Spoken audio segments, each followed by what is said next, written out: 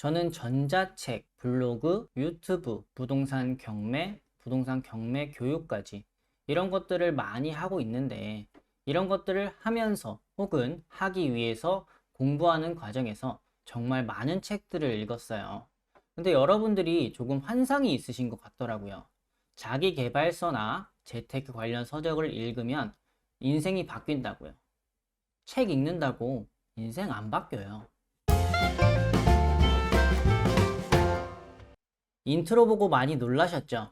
오늘은 제가 수없이 많은 재테크, 자기계발 서적들을 읽으면서 꼭 이 책만큼은 읽으셨으면 좋겠다는 책 3권을 추천해 드릴 건데요. 책 3권을 다 소개해 드린 뒤에 마지막으로 제가 이렇게 수없이 많은 책들을 읽고 재테크 필드에서 실제로 뛰면서 느꼈던 충격적인 사실이 하나가 있어서 그 충격적인 사실까지 여러분들께 전달해 드리려고 합니다. 결과부터 듣고 싶으신 분은 영상 아래에 챕터 기능이 있습니다. 챕터 기능에서 결말부터 보고 오셔도 좋습니다. 재테크를 시작하시려는 분들 혹은 재테크 초입에 계신 초보자분들께서 책을 추천해 달라는 요청을 많이 해주시는데요. 저도 정말 많은 책들을 웬만한 건 다 읽어봤던 것 같아요. 그렇게 다 읽어보면서 느꼈을 때, 이 책만큼은 꼭 읽으셨으면 좋겠다라는 책, 재테크 관련 책 2권과 한 권은 재테크 관련 책이 아니지만 이 책만큼은 읽으시면 여러분들께 정말 큰 도움이 되겠다. 실제로도 제가 그렇게 도움을 받았던 책이기도 하고요.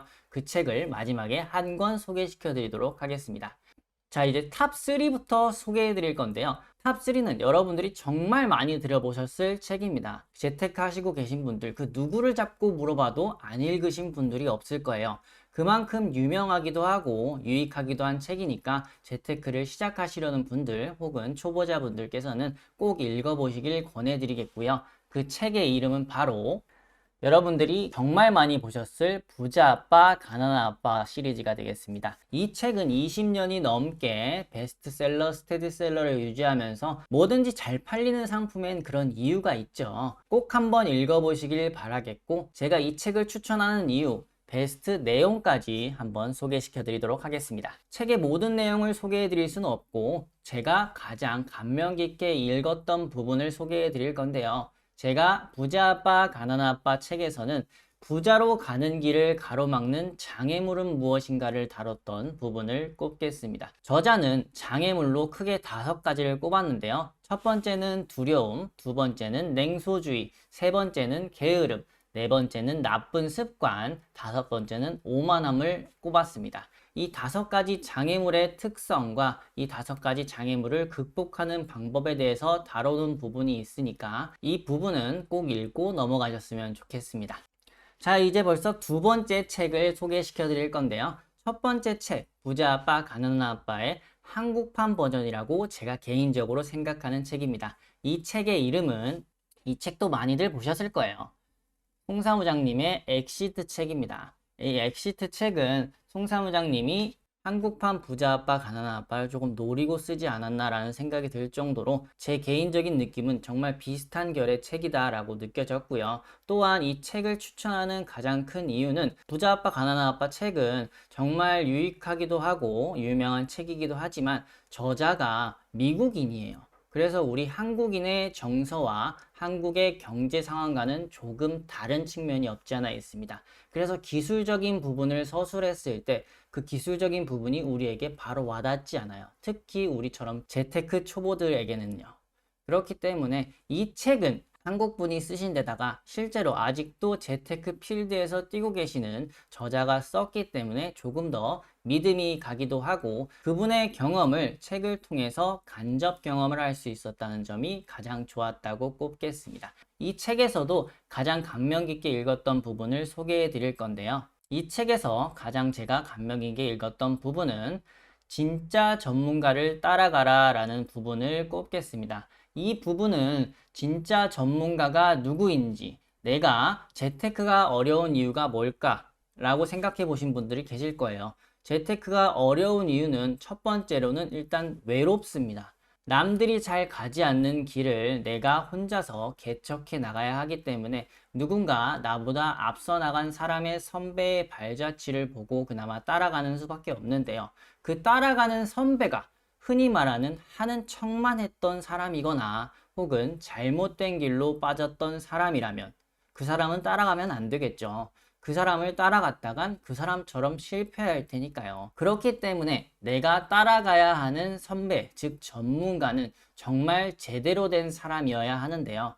이렇게 제대로 된 전문가를 가리는 방법과 내가 무언가 발전을 하려고 할 때는 이상하게 누군가 자꾸 발목을 잡습니다. 사회의 잘못된 인식이라던가 그거 내가 해봤는데 안 돼. 그거 해봤는데 이미 레드오션이야. 이런 이야기를 굉장히 많이 들을 수 있는데 이런 상황에 처했을 때 어떻게 내 발목을 잡는 것들을 뿌리칠 수 있는지 이것에 대한 해법 또한 적혀 있기 때문에 제가 개인적으로 생각했을 때는 정말 성공으로 가는 길을 찾는 해법이 적혀 있구나 라고 생각이 들었기 때문에 이 부분을 꼽았습니다. 자, 벌써 마지막 대망의 탑 1 마지막 책입니다. 지금까지 소개해드린 책의 내용으로 미루어 보았을 때 제가 추천하는 책의 내용들은 대부분 기술적인 것보단 정신적인 것, 마음적인 것이 많았습니다. 이것과 제가 앞서 말씀드렸던 힌트를 통해서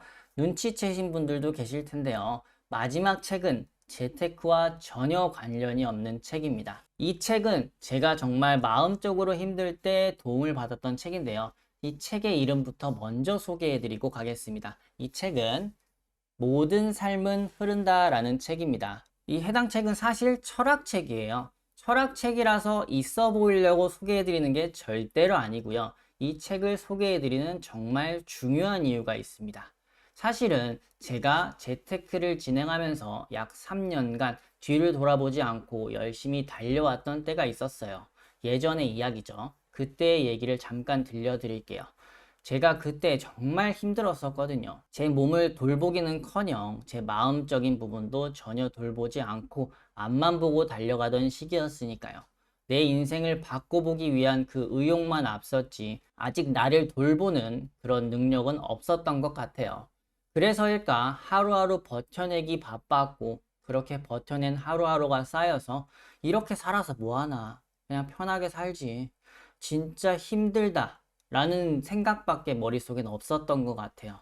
그런 생각들이 머릿속에 부정적으로 가득 차다 보니까 정상적인 사고조차 되지 않더라고요. 정말 쉽고 간단한 사고조차도 되지 않는 상황에 이르니까 재테크는 문제가 생겼을 때 내가 정상적인 사고를 통해서 문제 해결을 해나가는 그 능력이 정말 중요한데요. 그 능력을 제대로 발휘할 수가 없더라고요. 그래서 잠깐 나에게 정말 휴식이 필요하겠구나 라는 생각으로 어떻게 쉬어야 되지? 라는 걸 모르니까 이것저것 막 찾았던 것 같아요. 그냥 쉬어도 보고 여행도 가보고 그러다가 제 손에 들어왔던 책이 바로 모든 삶은 흐른다라는 책이었습니다. 이 책은 그냥 제목에서 꽂혔던 것 같아요. 그래서 제목에 꽂혀서 별 생각 없이 읽다 보니까 이게 마음의 휴식이구나 라는 걸 느꼈는데요. 이 책에서 저자는 삶을 바다로 비유하고요. 그 삶을 살아가는 행위를 항해하는 것에 비유합니다. 이렇게 비유를 통해서 인생과 그 인생을 살아가는 사람들을 표현을 하는데요. 여기서 정말 많은 표현들이 있지만 딱 한 문장이 저에게 마음의 휴식을 주었습니다. 그 문장 또한 소개해 드리도록 할게요. 이 별거 아닌 문장이 저에게는 정말 그때 큰 힘이 되었습니다. 같이 한번 읽어 드리고 어떤 의미를 가지고 있었는지 저에게는 어떻게 받아들여졌는지 말씀을 드려보도록 할게요. 삶이라는 바다 한가운데서 그 어떤 폭풍우가 몰아치더라도 육지에 다다를 때까지는 절대 포기하지 마라. 제 상황과 정말 비슷한 문장이어서일까요? 정말 포기할까? 진짜 힘들다 라고 생각이 들 때쯤 이 문장을 보고 저는 이렇게 느꼈던 것 같아요. 그래, 너 잘하고 있어. 힘든 거 알아. 그래도 지금 하고 있는 게 맞아. 잘하고 있어. 조금만 더 힘내. 라고 느껴졌던 문장이었습니다. 이 문장을 조금 풀이해 보면 저자는 삶을 바다에 비유했고요. 그 삶에서 폭풍우가 의미하는 바는 우리가 살다 보면 겪는 시련이나 문제점 등 어려움들을 의미합니다.